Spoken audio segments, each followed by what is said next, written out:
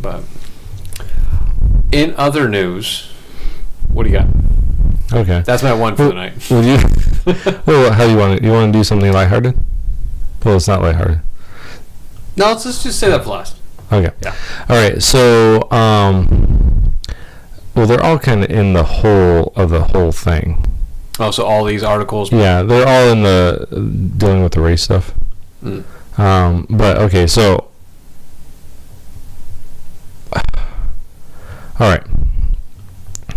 I want to put this as complete conspiracy, okay? Because in California, they had this thing going on. So this is this part's the Christian part. They had this thing going on where they didn't want large gatherings to occur, right? Mm-hmm. And so churches were shut down for a couple months. And then they started opening back up. But now if you want to go to church, you have to, like these bigger ones, like you have to sign up and get tickets to go in, and it's for certain times. You're not paying for the tickets. You're just, there's a kind of like reserving a seat. Yeah, you're reserving a seat, and so there's only so many seats. I think like some churches, like say if you seat 2,500, you can only do like so much capacity of that, and some churches are like that are like 300 people, or something like that. Kind of like half or a quarter of maximum occupancy. Right. And so that was what's going on. Then they came out and said that churches need to wear masks. Like when you're singing, you're going to have to wear a mask. And then not too long ago, like a couple weeks ago, they started putting forth that even small groups were going to be disbanded in certain areas. Like, and it wasn't like a church thing. It wasn't like the Christians. So I'm not saying it's like an attack on the Christians, right? But it was very much this idea of small groups, right? And so there's some churches over in California right now that are, holding protests at their churches, and they're holding worship services. And then like the LA County, they told that if there are any gatherings like that they'll turn off water, and electricity to those places. So that's all going over in California. And California's been going this way with the idea of the whole transgender thing, about if you speak out against the LGBT community, that you could be liable for hate crimes, right? Because they passed the law with this idea of detransitioning, but it's this idea of basically talking someone out of being gay. Like, I forget the exact language. So you can't persuade somebody to change their lifestyle? Right. Gay. Right, but a gay person. Or transgender or anything like that. That is so against the First Amendment. Yeah. So but there's these things going on, right? Right. Okay. So now, this happened on August 5th. Oh, so this is the heart of the conversation. Yeah, so this is, and this is a different thing. Okay. But I want to connect these ideas. So Michigan Governor Whitmer, who's the one that's kind of, Nazi over there, or acting like a Nazi. Female, right? Yeah. Okay. Declares racism public health crisis, requires bias training for state employees. Okay, so the Democrat says it will take time to eradicate the systematic racism that Black Americans have faced for generations, but she's saying it's a public health crisis. Now, so far, the use of public health crisis has been used to make people not meet together, to cover up, right, with the masks. To not be able to use certain things, to really get into this idea of the coin shortage, and now using more of cashless stuff. Mm-hmm. And now it's being used as a way to say, if if you say something racist or something prejudiced, or you fit this category, right? Which a lot of this idea is like, just because you're white, you are racist, right? So my thoughts on this whole idea is, this idea of public health crisis, using this terminology, it seems like this is a way for the government to do whatever it wants, right? So if they want to take away guns, what do they say? Well, it's a mental health issue, right?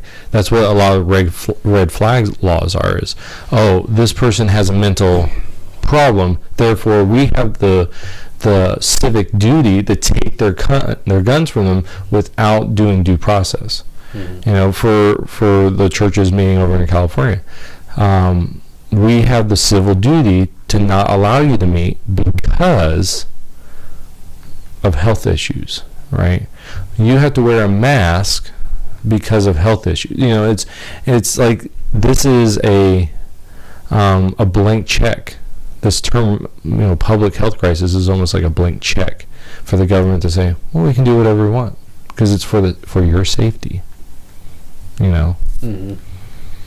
So. And that's where people eat it up at. It's for your safety. Mm-hmm. You know, and that's what grabs people in. They're like, oh, okay, it's for our safety. Go ahead. Right. We'll close our businesses down. We'll stop having our kids go to school. You name it. You know, take my guns. It's for safety. Mm-hmm. You know, take my liberties. Right.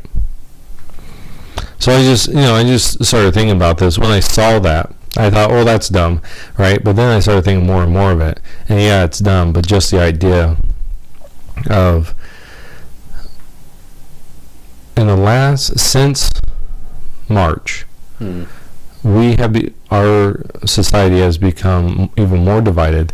And it's not just divided on like the race issue, because that started under Obama, like really started gaining ground about this race issue. But just the idea of people that believe you should wear a mask all the time, people that on the opposite side never wear a mask, right? It's like everything has to be a battle. And I've been talking to some people that that are wanting to come back, and they're asking, well, what's Arizona's thing? What are they doing? And I told them, really, no matter which way you go on this, no matter if you believe that you should wear a mask all the time, or if you're like, no, I don't think you should wear a mask at all, someone's going to hate you. You know, because someone's either going to say that you're a sheep and you're just walking along and you're just doing what the government tells you, or on the other side, it's you don't care about people, you want people to die, which might be true. Well, I mean, it might be true both ways. But I don't know. It just drives me nuts that. Well, everything that's coming out, there's always going to be a divide. Right. And there's always going to be some kind of fight. And it's because I went to California the past 2 weekends, and I had to deal with California law and wear a mask wherever I went, which, by the way, is the most annoying thing in the world. Because I left the house without my mask, and me and my fiance get to a restaurant, and I'm like, I forgot my mask. I had to drive 5 minutes back to the house to find my mask through all these girly masks. Because now it's becoming a fashion statement. Yeah, it really is. Because she's like, here, you want the superhero one? No, I'm not going to wear a superhero one. You want to wear this pink one? No, I don't wear a pink one. Like, you just have a basic mask. And I'm like, here, let's go to the store. I can run out real quick and grab one. And I'm like, she's like, but you can't go anywhere. So if I'm out of mask, where am I going to get a mask from? Right. But I'm explaining to them how Arizona's been. They're like, do you have to wear a mask wherever you go? No. It's great. Arizona's wonderful. We can dine in at restaurants. I don't have to eat outside. Mm-hmm. It's lovely there. But yeah. Do you think California is going to be the one that's going to be passing majority of the stricter laws, and we'll start seeing a lot of more revolt in California? I don't know, because a lot of the people in California, they just leave. That's true. You know, they're not fighting for their. I mean, I think a lot of the ones that have been in there for a long time, they have tried to vote these people out, and California, they rigged their election. Like, it's rigged over there, because like in most places, you have opposite. Like, it's everyone for that position, right? So if you and I are running, and say you're a Republican, I'm a Democrat, right? And then we have George over here, and he is an independent. We're all running for governor. We all run against each other. Mm-hmm. That's in most places. In California, it's not like that. You run in the primaries, right? And you say, I'm a Democrat, you're a Democrat. I mean, you're a Republican, and then Fred over here, he's a Democrat. But out of, say, there's 100 votes, right? I get 50, Fred gets 26, and you get 24, right? Guess what? You're not in the running for the governorship because you didn't get the top 2 votes. And so, you know who runs for the governor? The 2 Democrats. Are you kidding me? No. That's ass backwards. Yeah. And so that's a problem. But that's how they did it. That's how they cheated the system. And they passed that in law. So it's really hard for a Republican to win the governorship of California because of that. It takes a lot. Like, the people really have to get out there and vote. That's why Arnold was the last Republican. He was Republican? Yeah, he ran as a Republican. Really? Yeah. I know. He isn't. He is a Democrat. liberal. Yeah. Yeah, I mean, he is liberal. No, he ran for governorship as a Republican. But he's a Democrat. Like, he just ran on that because everyone hated the guy that was in there. And so they're like, yeah, we want Arnold, Schwarzenegger, yeah. He has the big name, and that's why he won. But ever since there, no Republican has even come close to winning.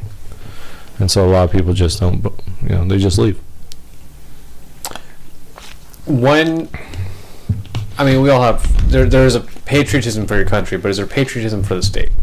I guess if you're deeply rooted into where you're at, I guess if family history has brought you there and you've born and raised, in whatever town, or in the state, Mm-hmm. I feel like you do have some patriotism there, but when is it too much?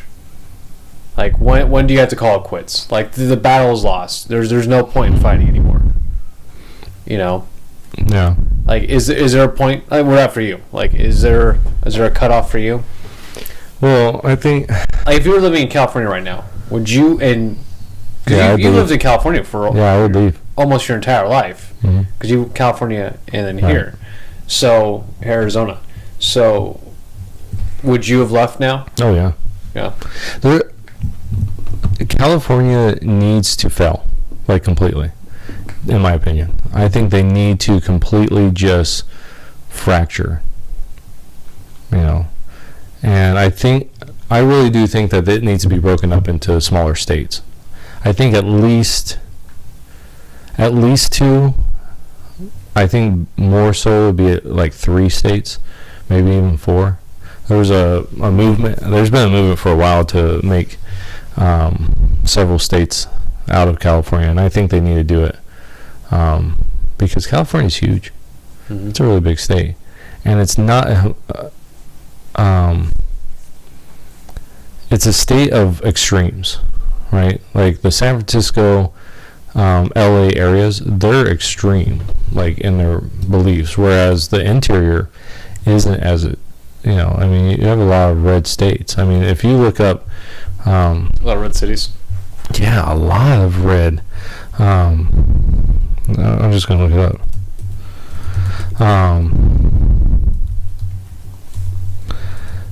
Yeah, you can talk for a second. Put me on the spot, man. I don't know what to say.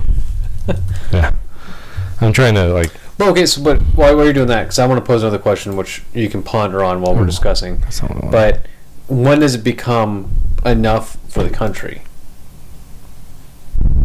You'll leave your state, Right. but is there a point where you'll leave the country? No. No.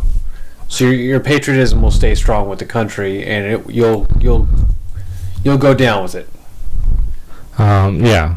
Well, I'm not saying that in a way of like I'm questioning you. No, I I understand. want to know what your thoughts are on that, but because that was a thing where it involved the Syrian refugees at the time, but we've got a lot of people, even like Democrats, saying, "Well, I'll leave the country if Trump's elected."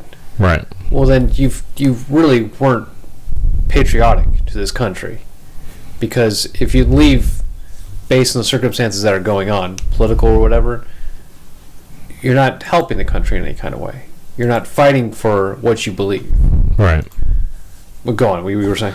Well, like, okay, so, I think what a lot of people don't realize is even until we get rid of the Constitution, the United States is the best country, like hands down. We have the most freedoms. We can do the most of anything. Mm-hmm. And so that's a huge thing. And dumb thing. And so yeah, so so for me, I don't want. I mean, I wouldn't leave. Mm. But I think there will come a point where our country will go in that direction, where we will get rid of the Constitution. Mm. That's already being talked about. That's Too outdated. yeah. People look at it and go, oh, you don't want this place because it is so bad. It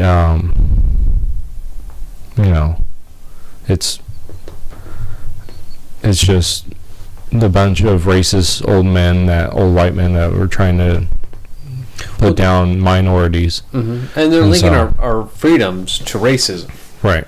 Your guns is racist. Your freedom of speech is racist and hated, or hate speech. It's all our freedoms that we have is just linked to racism, apparently. Right. And that's their way of getting rid of our freedoms. Right. Which is really interesting. So, like, I was thinking about this modern day Democratic platform, right? Okay, guns, right? Let's take the guns. If you follow that back, because the big thing that I've heard people like Democrats or liberals, they say, okay, the Democrat Party used to be a racist party, but it changed to embrace minorities, right? And then those that didn't went over into the Republican Party, and that became the racist party, right? So that's kind of like this narrative that's being used. But if you follow back the 2020 Democrat platform, if you follow that back and you go, okay, gun control, okay, that is founded in racism, right? Because it started with the idea of taking guns from black people so that the white majority could control them through firearms. Okay, that's the same today. Like, the Democratic Party still believes in gun control. Like, so, abortion, you trace that back. That was instituted by people like the founder of Planned Parenthood. We'll make sure you get the right name right? Yeah, it's like Margaret. Oh, go on. Starts with an S, I think. Sanger? Sanger. Is it? Wait. No, that Singer is a sewing machine company. Yeah, and Margaret. What is it? Oh, No, dude. Margaret Sanger. Okay, so Oh wait, is it? Let me- yes, it is. okay, Yes. so but she vocally said that that's the purpose of abortion, is to keep the black community in check. Mhm. What is it today? Abortion. It's still a part of their platform. And you go back and just the idea of the Democrat Party embracing like the riots that are happening. If you follow back after during the push by the Republicans to get civil rights during the 1800s, the Democrats rioted. And they continue to do that, and they're still continuing to do it. Everything about the modern day Democratic Party is from the original Democratic Party. There is no difference. It's just now they're embracing minorities, and it goes back to that that L.B. Johnson quote where he's like, if I can't get them if I can't get them not to vote, then I'm going to make those blanks vote for a Democrat the rest of their lives for the next 200 years or whatever he said. So it's this idea of, no, the party's still this racist, horrible group. And so it's like, But it all ties back where now it's, if you package it up nicely and put a bow on it and label it safety for the public, we're doing this for your own safety, everybody will eat it up. right. We're taking your guns because we have lots of gun deaths, and we need to take the guns away from the bad people, so we gotta get rid of all the guns. Mm-hmm. We need abortion. It's all for public health and safety. Right. Because I just reverted back to what you were bringing up at the start. Mm-hmm. You know what I mean? Right. Yeah. So, but as far as like California, it's been turning blue for a while. And the blue's just moving further and further It's out. just that the whole election process there. That's really shocking. Mm-hmm. Are they the only state that does that? I don't know. I don't think so, but I don't know for sure. Massachusetts doesn't do that. New York. I couldn't tell you. The big Democrat cities. I wonder if they have that same process. Well, in a lot of those places, like I remember, and I think I've shared this before, I was listening back when Obama was being, I think it was the second time running, and I'm pretty sure it was the second time.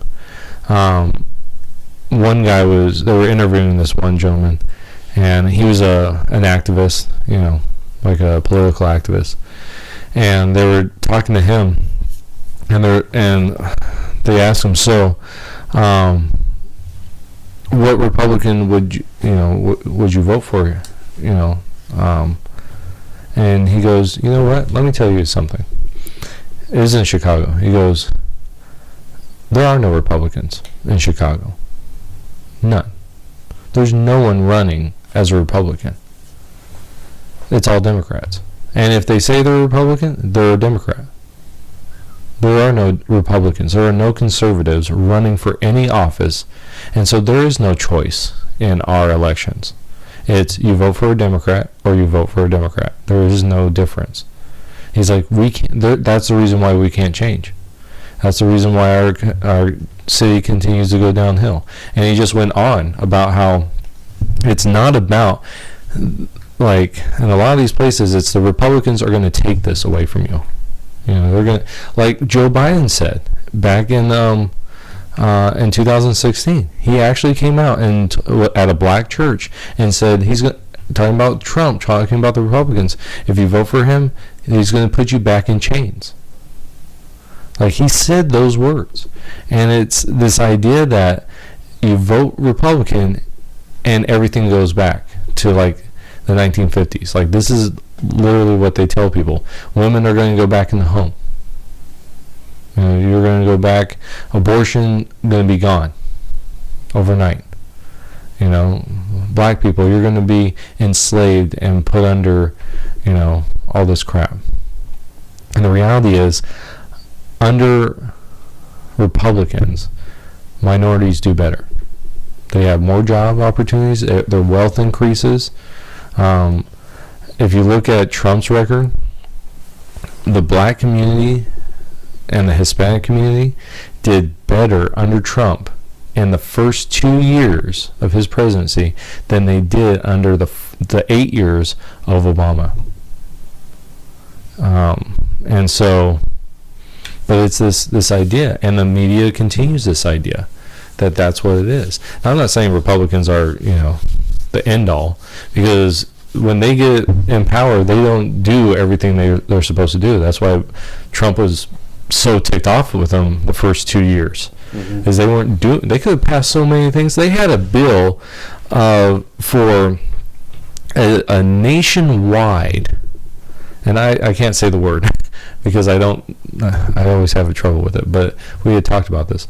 A nationwide concealed carry license that you could get that would be good in every single state and every single county. They had that bill. It passed. I think it either passed the Senate or it passed the House, and it's in the other one. I can't remember which.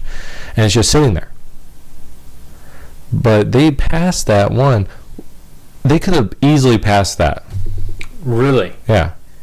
It passed the House, or I think it passed the House, and it was in the Senate. But they could have easily passed it. But they didn't.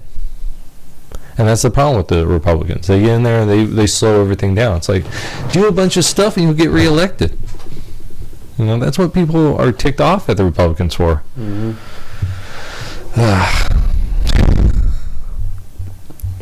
So did that whole conversation encompass 4 of your articles? No, but here, I'll add another one to that. Talking about racism and things like that. What? Oh, no, I was going to guess what article you were reading, but go ahead. Oh, this comes from Massachusetts. Okay? And from an appeal court. They're saying, so, do you know what the term grandfathering is? Yes, but people use it in the wrong term sometimes. Okay. But yes, I do. So, to grandfather something means to... You know, it bring over, you know, something changes, let's say, you know, something changes and then you are still allowed to either utilize or have something because you've been on a plan or program, or you've got something, personal belonging, or whatever it is. There's lots of reasons you can grandfather something. Right. Sometimes it only works based on, like, if you were put in a position of hardship. So, you know, because of the way something is passed and you were put in certain circumstances that put you in a hardship, you'll be grandfathered in. Right. You know, so. Yeah, a lot of your building codes. Exactly. Right. Like, if you have an old building, as long as you don't do anything to it, it stays the same. But once you start changing, remodeling, and start, I don't necessarily, but I guess not doing depending on where you're doing it, right? Like, if I bought a building and it was gutted, to go in there and redo it, I would have to make sure it's structurally sound, right? I would have to put in brand new electrical work, plumbing, everything, right? So that's the idea of grandfathering something in. Grandfathering to no longer be used due to racist origins. And the Massachusetts Appeal Court says. Okay? The Massachusetts Appeal Court says the term grandfathering will no longer be used in its decision, citing its origin in post-Civil War laws that prevented black people from exercising their right to vote. So, the phrase grandfather clause comes from the 19th century laws that created voting barriers for black people, citing a 1982 Columbia Law School review. Yeah, specifically the phrase grandfather clause originally referred to provisions adopted by some states after the Civil War in effort to disenfranchise African American voters by requiring voters to pass literacy tests or meet the significant qualifications while exempting from the requirements those who were descendants of men who were eligible to vote prior to 1867. Okay? Why do you think that? I think they're passing that. Oh, it's already passed, right? Well, no. So this is just an appeals court saying they will no longer use that terminology. Well, because it has racist. They use the terminology. Yeah, use the terminology. Instead, they're going to use things. Where is it? I gotta find this. What they're actually going to use. Legal non-conforming. Yeah, it's something else. It's where is it? I can understand if the term grandfathering becomes it's not used properly, so people throw that out there and not properly using it. So we need to use a better term for it. Mm-hmm. But to say it's deeply rooted in racism is pretty ridiculous. Mm-hmm. You know, I wouldn't doubt that it was used back then in that circumstance, but to say that it's solely on racism is... Well, see, that's the problem is, okay, so now you're saying that language, right, if it has a root in something that a modern society says, well, that we believe that's wrong, that you're not going to use that language anymore. Like, okay, I can understand like a society as you're going, you're like, okay, we need a word that better conveys what we're talking about, that's clear, right? So if like an idiom, so this is an idiom, right? It's something that is used that has a cultural context that people are like, oh yeah, I know what grandfathering is. Basically when something's already there and you don't have to change it. Like, that's the idea. Okay, I get that. Now, if you want in legal briefs, you want to be more specific, like, okay, this is what grandfathering is, right? And then, or you're like, well, we want to use clear terminology and not idioms, right? Okay, I can understand things like that. But to say we're not going to use some language because it has within it a racist, it comes from a racist time period, get rid of everything. There's no point in our society where something came from a place of utopia. Everything comes because of word uses. Actually, a lot of our words are idioms that were once used in a certain way, right? Mm-hmm. But now we use them in a completely different way, and it's an idiom, right? And so, are you going to get rid of where does it stop? You go back. I've done word studies on different words, and the way that we use them now is not the intended way it was originally used, or it was a combination of different words, right? Like, there's a word in the Bible, or there are several words in the Bible that are Greek words that were made up. Like the writer made up a word. Really? Yeah, he took two words, Greek words, and smashed them together and created a brand new word. And they're nowhere else in Greek writings. That's the only place it's used.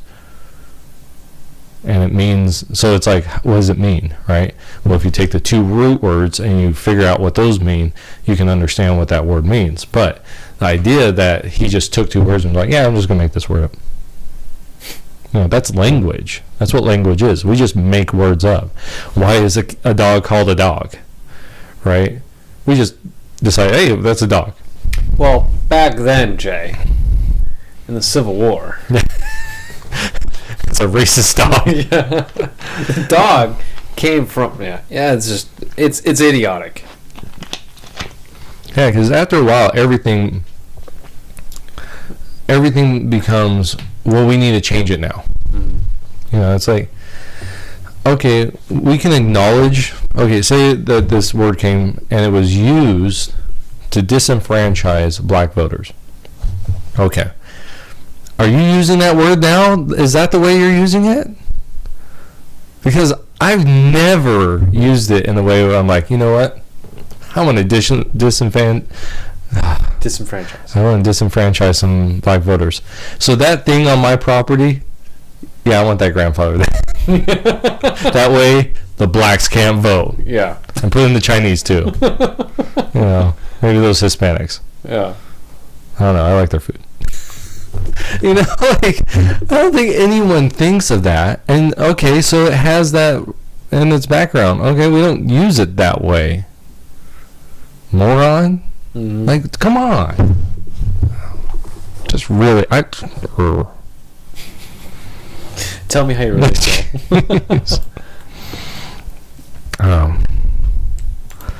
Okay. Oh, you're using I forget what the hemp sanitizer. I hate this so much. This feels so weird. I did get it from California. That's gonna drip on my desk. Oh, you piece of junk. Okay, so I want to get into the Black Lives Matter. Going from that to the Black Lives Am Matter. I the only one that uses this hand sanitizer? Probably. I don't know. During the podcast? Because it's awful. I can't even rub my hands together without... It's so weird. You hear that? Yeah, I can. I don't know if they can. I don't know if they can hear it. But the 5 people listening to this. Yeah. Can all 5 of you guys hear this? Okay, I want to talk about Black Lives Matter. All right. Okay. I don't believe that the organization Black Lives Matter, okay? I do not believe that they believe Black Lives Matter. Okay? Or if they really do, that their allies in the media don't care. Now, I'm not saying that people, because this is something that people have been like telling me, you can say Black Lives Matter and not support the organization. My problem is when you say Black Lives Matter, that is the organization. Like, you have to say something like, you have to qualify it. It's like, I believe that lives of black people do matter, but I do not adhere to this organization that is a Marxist, communist, want to get rid of the nuclear family. Like, you have to say all that. Mm-hmm. Okay. But I don't think they actually do care. And so I have 2 articles here. The first one is, this is one of the reasons, just one of the reasons why I don't think that the organization, or at least the allies, their allies in the media, care about Black Lives, and it's only used as a political front. Okay. In DC, okay, one of the largest mass shootings of 2020 happened. Okay, Washington DC. Really? Yeah. When was this? Yeah, exactly. When was it? Right. This is around. Well, this article was published on the 11th. Okay, I think it happened over the weekend. If I find it. And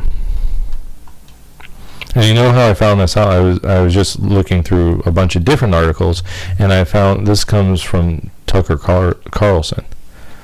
It says 21 people were shot in this single incident.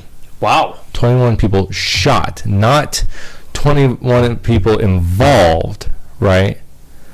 Actually shot. More than half of them were women.